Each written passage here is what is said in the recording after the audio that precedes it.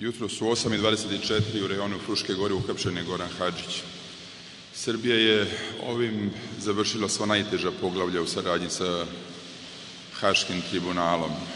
Srbija će nastaviti da ispunjava svoje međunarodne obaveze i istovremeno još jednom želim da potvrdim da je hapšenjem Gorana Hadžića izvršena i naša zakonska obaveza Republike Srbije i naša moralna dužnost.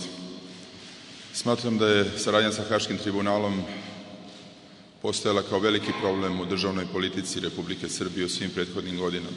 Nakon formiranja ovog danas postojećeg Saveta za nacionalnu bezbednost pre praktično tačno 3 godine uhapšeni su Radovan Karadžić, Ratko Mladić i Goran Hadžić. Od početka rada ovog Saveta za nacionalnu bezbednost uspostavljena je metodologija i istražni postupak koji je dao vrlo vidljiv i konkretan rezultat.